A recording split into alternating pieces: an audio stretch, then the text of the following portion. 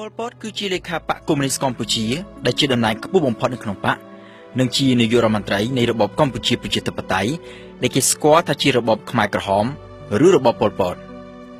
ប៉ុល ពត គឺជាមនុស្សដ៏អាតកំបាំងម្នាក់ដែលចំណាយពេលភាគច្រើននៃជីវិតរបស់គាត់រស់នៅក្នុងការលាក់កំបាំងសូម្បីតែឈ្មោះនិងថ្ងៃខែឆ្នាំកំណើតក៏ប៉ុល ពត បានផ្លាស់ប្ដូរដែរ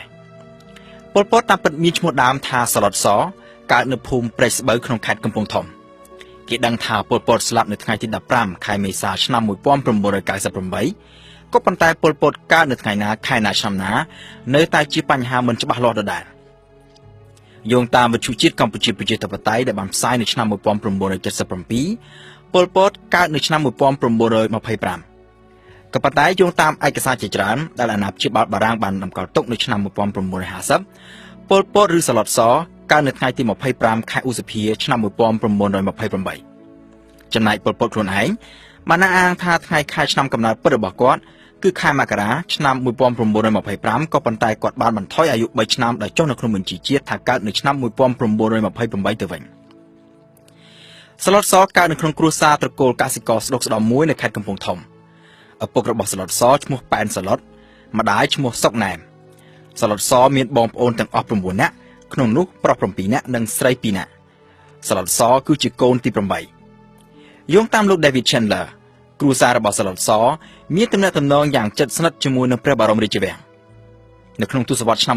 1920បងស្រីជីដូនមួយម្នាក់របស់សឡុតសឈ្មោះមៀកគឺជាអ្នករាំរបាំព្រាយទ្រព្យប្រចាំព្រះបរមរាជវាំងក្រោយមកមៀកក៏បានក្លាយទៅជាស្នំឯករបស់ព្រះអម្ចាស់ស៊ីសវត្តមុនីវង្សហើយទទួលបានតំណែងជាខុនព្រះមនាងដែលមានអំណាចត្រួតលើស្រីទាំងអស់នៅក្នុងវាំងបងប្រុសច្បងរបស់សឡុតសឈ្មោះសឡុតសួងក៏ជាបុគ្គលិកម្នាក់បម្រើការនៅក្នុងការិយាល័យពិធីការនៃព្រះបរមរាជវាំងដែរមិនយូរប៉ុន្មានក្រោយមកប្អូនស្រីរបស់សឡុតសឈ្មោះសារឿនក៏បានចូលបម្រើការនៅក្នុងក្រុមរបាំព្រាយទ្រព្យហើយក៏បានក្លាយទៅជាស្នំឯករបស់ព្រះបាទស៊ីសវត្តមុនីវង្សដូចជាមៀកដែរនៅឆ្នាំ1934សឡុតសដែលកាលនោះមានអាយុ6ឆ្នាំបើគិតតាមថ្ងៃខែឆ្នាំកំណើតនៅក្នុងបញ្ជីជាតិនៅបងប្រុសម្នាក់ទៀតឈ្មោះសឡុតឆាយត្រូវបានគ្រួសារបញ្ជូនពីកំពង់ធំឲ្យមករស់នៅភ្នំពេញជាមួយមៀកនិងសួងដែលជាបង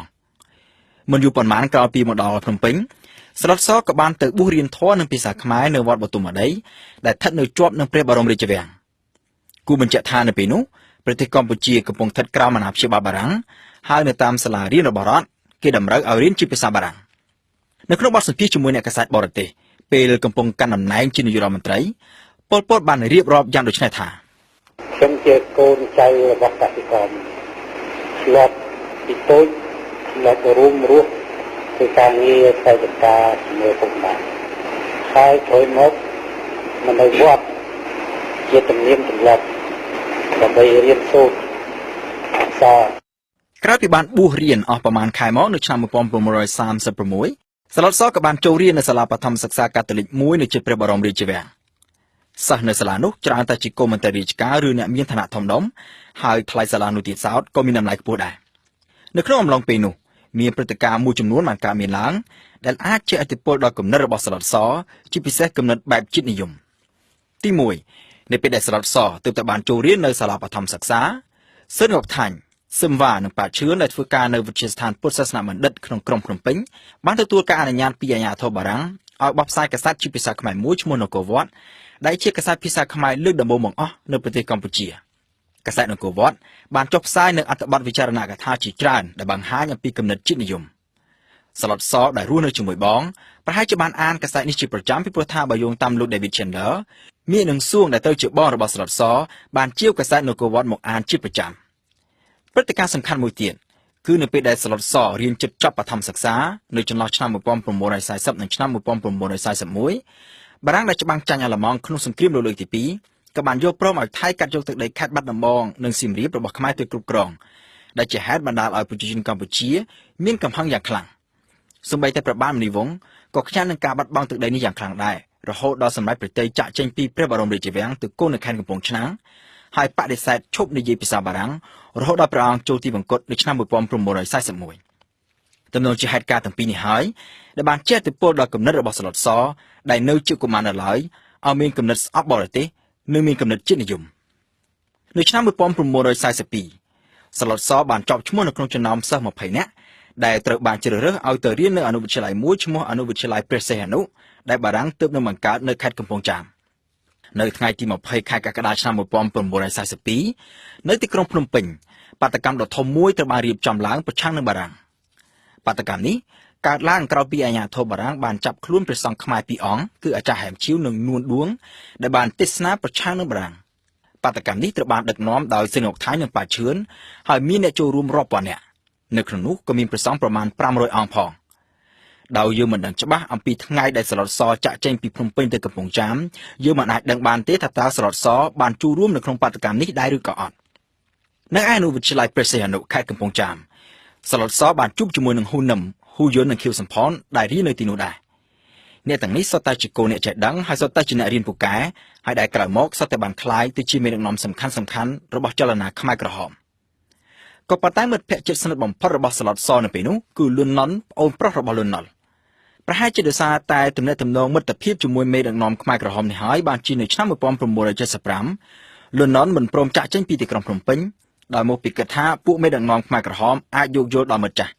ក៏ប៉ុន្តែលឿនណុនត្រូវបានខ្មែរក្រហមសម្លាប់ចោលភ្លាមៗក្រោយពីដណ្ដើមកាន់កាប់ទីក្រុងភ្នំពេញនិយាយអំពីអត្តចរិតរបស់សឡុតសវិញបើយោងតាមសិស្សដែលរៀនជាមួយសឡុតសនៅអនុវិទ្យាល័យកំពង់ចាមសឡុតសគឺជាមនុស្សសាមញ្ញម្នាក់មិនសូវនិយាយស្ដីច្រើនចូលចិត្តលេងបាល់ទាត់និងបាល់បោះជាមនុស្សរស់រាយនិងចេះគួរសមហើយជាមនុស្សមិនបង្ហាញអំពីមហិច្ឆតាចង់ធ្វើអ្វីឲ្យបានធំដុំនោះទេសឡុតសខ្លួនឯងក៏ធ្លាប់បានអះអាងដូចនេះដែរគឺថាពីក្មេងមកជាចរិតរបស់ខ្ញុំចិត្តថាមិនសូវនិយាយស្ដីអីទេហើយខ្ញុំមិនចង់បញ្ចេញថាខ្ញុំនឹងដឹកនាំអីទេយោងតាមលោក David Chandler សឡុតសរៀនមិនពូកែនោះទេគឺរៀនបានត្រឹមតែចប់មធ្យមភាពប៉ុណ្ណោះហើយពេលខ្លះមិនទាំងបានចប់មធ្យមភាពផងនៅឆ្នាំ1947សឡុតសបានបញ្ចប់ការសិក្សានៅអនុវិទ្យាល័យកំពង់ចាមហើយផ្ទុយពីសិស្សរួមសាលាមួយចំនួនដូចជាខៀវសំផនជាដើមដែលបានចូលរៀននៅវិទ្យាល័យព្រះស៊ីសុវត្ថិដែលជាវិទ្យាល័យដ៏ល្បីល្បាញនៅភ្នំពេញសឡុតសបានទៅចូលរៀននៅសាលាបច្ចេកទេសមួយនៅក្នុងខណ្ឌរសីកែវក្រុងភ្នំពេញដែលយកជំនាញខាងជើងដែកបើតាមលោក David Chandler សឡុតសទៅរៀននៅសាលាបច្ចេកទេសនោះមិនមែនដោយសារតែគាត់ស្រឡាញ់ចូលចិត្តមុខជំនាញនេះទេក៏ប៉ុន្តែមកពីគាត់ប្រឡងចូលវិទ្យាល័យស៊ីសុវត្ថិមិនជាប់ក៏ប៉ុន្តែបើទោះជាមិនបានចូលរៀននៅវិទ្យាល័យស៊ីសុវត្ថិក៏ពិតមែនសឡុតសបានក្លាយទៅជាមិត្តជិតស្និទ្ធជាមួយនឹងសិស្សម្នាក់មកពីវិទ្យាល័យស៊ីសុវត្ថិគឺអៀងសារីយោងតាមលោកកេវ៉ាន់សាក់ដែលជាមន្ត្រីថ្នាក់ដឹកនាំគណៈបកប្រជាធិបតេយ្យសឡុតសនិងអៀងសារីបានចូលរួមយ៉ាងសកម្មជួយគណៈបកប្រជាធិបតេយ្យក្នុងពេលបោះឆ្នោតជាតិនៅឆ្នាំ1947នៅពេលនោះគណៈបកប្រជាធិបតេយ្យដែលមានអ្នកអមម្ចាស់ស៊ីសុវត្ថិយុទ្ធវង្សជាប្រធានបានទទួលជ័យជំនះយ៉ាងលើសលប់ដោយដណ្ដើមបាន60អាសនៈក្នុងចំណោមអាសនៈសរុបទាំង75នៅរដ្ឋសភាពីឆ្នាំក្រោយមកនៅឆ្នាំ1949សឡុតសបានទទួលអាហារូបករណ៍ដើម្បីទៅបន្តការសិក្សានៅប្រទេសបារាំងផ្នែកអេឡិចត្រូនិកសំណួរសួរថាហេតុអ្វីបានជាសឡុតសដែលរៀនមិនសូវពូកែផងក៏ប៉ុន្តែបែរជាទទួលបានអាហារូបករណ៍ទៅរៀននៅប្រទេសបារាំងបែបនេះនេះប្រហែលជាមកពីហេតុផលសំខាន់ពីរទី1នៅពេលនោះក្រសួងអប់រំស្ថិតក្រោមការគ្រប់គ្រងរបស់គណៈបកប្រជាធិបតេយ្យដែលឈ្នះឆ្នោតកាលពីឆ្នាំ1947ប្រហែលជាដោយសារតែសឡុតសបានជួយធ្វើការឃោសនាបោះឆ្នោតឲ្យគណៈបកប្រជាធិបតេយ្យទើបរដ្ឋមន្ត្រីក្រសួងអប់រំផ្ដល់អាហារូបករណ៍ឲ្យសឡុតសទៅរៀននៅប្រទេសបារាំងទី2នៅពេលនោះមិនសូវជាមានកូនខ្មែរណាមានជំនាញខាងអេឡិចត្រូនិកនោះទេប្រហែលជាមកពីហេតុនេះហើយបានជាក្រសួងអប់រំកម្ពុជាបញ្ជូនសឡុតសដែលរៀននៅសាលាបច្ចេកទេសសាស្ត្រឲ្យទៅបន្តការសិក្សាផ្នែកបច្ចេកទេសអេឡិចត្រូនិកនៅប្រទេសបារាំងទោះជាក្នុងហេតុផលណាមួយក៏ដោយសឡុតសបានក្លាយទៅជាសិស្សមួយរូបក្នុងចំណោមសិស្សពូកែទាំង21រូបដែលត្រូវបានរដ្ឋាភិបាលបញ្ជូនទៅរៀននៅប្រទេសបារាំងនៅឆ្នាំ1949គឺនៅប្រទេសបារាំងនោះហើយដែលសឡុតសបានក្លាយទៅជាជនកុម្មុយនីស